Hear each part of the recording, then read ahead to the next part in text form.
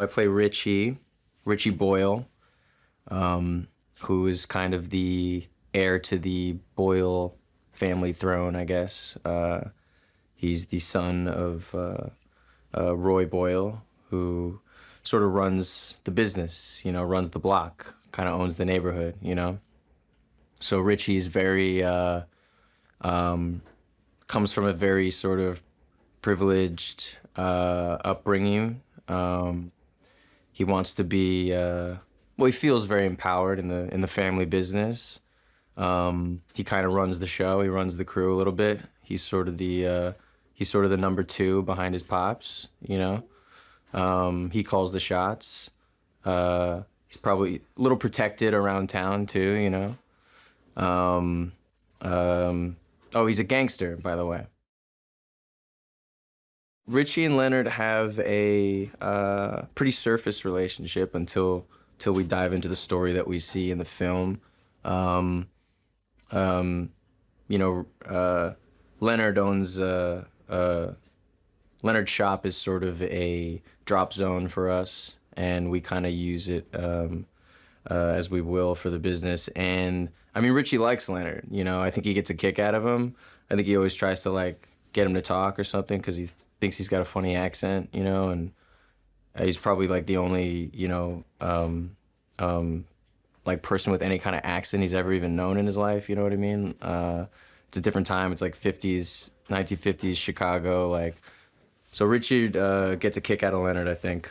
But yeah, I'm not so sure that Leonard, I don't know what Leonard thinks of Richie. I think maybe I don't think he loves him being in his space so much, He definitely owns every space that he walks into. But yeah, he likes him. He likes Leonard. Richie and Francis have a complicated relationship, I guess you could say. Francis is sort of like Richie's adopted, adopted brother. The Boyle family, Richie's dad, Roy, pulled Francis off the streets. They're cut from different cloths. Francis is very much so a raw, tested, has survived and weathered a hard life. He's a very hardened character, whereas Richie, I think he wants people to think he's like that. He wants to be that for sure, but he lived, I think he was raised a much cozier lifestyle, obviously. Richie and Mabel are, I don't know, I think, she's the cute girl from the shop that he wants to take out. I think Richie's good with girls. I think those are the things, he likes leaning into the things that he's good at, things that he's better at than Francis too, I think, He gets the girl, he's a good time, he's a good night out, Yeah, I think he definitely likes Mabel, but I think when we kind of first see them, it sort of might be one of their first times that he's kind of taken her out. Richie's so eager to prove himself because all he's ever searched for and wanted is his father's approval. And I think that's sort of dictated his entire life, especially, when you've thrown Francis into the equation, I think Richie's, I think he's the weakest of the four chess players that we sort of see in this movie, but he's not totally weak. I think, he has had to endure a life under his father's microscope, which is not easy. It's a different kind of hard. But with that comes a lot of daddy issues. I think he desperately seeks his father's approval. And I think when Francis comes into the picture and he sees that out of nowhere comes this guy, who just immediately steps in as being sort of that son that, that ideal sort of son that Roy has always wanted. And Richie can see that and he knows that and he can feel that. I think it's the worst thing that can happen to him. I was obsessed with the script from the second I read it. I told Graham this story, I read it on a plane and I stood up in my seat when I got to the end of it and I applauded, which is a true story. It's just an incredible piece of material, and I think I don't know, it's just extremely rare to come across like something like this. And I was just so taken and blown away with it immediately. I loved Richie. I loved that role. I was so shocked with the turn in the middle of the piece, you know, and it's just, you know, it's again, I guess it's just the kind of piece of material that doesn't come across your desk very often. The most enjoyable aspects of playing the role or being a part of this at all has just been every piece of it. I mean, it's everything you dream about doing, like in a movie. You know, when you're growing up, it's all the cool things you wanted to that you fantasized about. You know, like I mean, the suits, the smokes, the swagger. You know, like it's just dripping with the kind of stuff that like is just a dream to play. You know, and then when you add the depth into that every character is layered with. And again, sort of that chess match that ensues, and like, I mean, it's just so clever and so fun and so colorful. The costume in this film is absolutely a part of the fabric of the film, a huge piece. Yeah, I'd had conversations with Graham early on about like what Richie's kind of style is, and you know, it's interesting. You sort of see everybody's character in their fabric. You know, the outfit is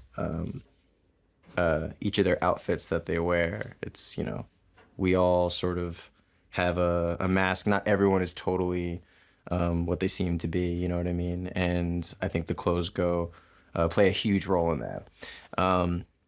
The costume department has been unbelievable, and the suits that, I mean, I had like my suit, you know, made at Huntsman, which is incredible, and it's the nicest thing I've ever had on me, and I don't deserve to be in this in this nice of clothes. But yeah, I'm sort of the, you know, I'm flashy. I'm as flashy as it gets, you know. I think Richie likes to present as much as he can.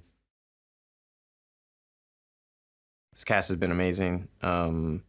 To work with. It's been a really fun experience, and I think different for most of us in terms of like the prep process and the rehearsal. It's really felt like we've been like putting on a play, you know, like a proper like stage production.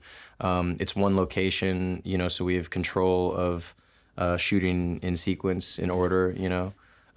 To shoot in sequential order is like absolutely unheard of. I'll probably never do it again in my career, so that's been incredible to be able to tell the story beat by beat as, you know, we're living the story as we're telling it. So that's been amazing. And to be, yeah, it's been it's a really smart group of actors, and I've learned something from each of them, you know, and I think it's incredible because we're led by, you know, a guy who is just such a master of his craft, and also just such a really, really great and open human being, and willing to share, you know, what he knows and what he's practiced and what he's learned. And so it's really just been such a, I mean, there's no words. It's been beyond just a pleasure of an experience. I mean, this will be something that I'll be so special to me forever. I'll always remember it. Graham's amazing. I love that guy so much. I mean, like genuinely, he's, you know, he's such a great person, and and such a brilliant writer, you know. But it's the former sort of that, you know, ultimately like really matters most, obviously. So the fact that he's just such a kind guy and such an open guy and such a fun guy too, you know, I think really influences how great he already is as a director. You know, I mean, this is his first time even stepping into that role, and I think he's got really incredible instincts in terms of, you know, trusting his actors and his crew and the team that he's assembled. And as far as building that team goes too, I think he's got incredible taste.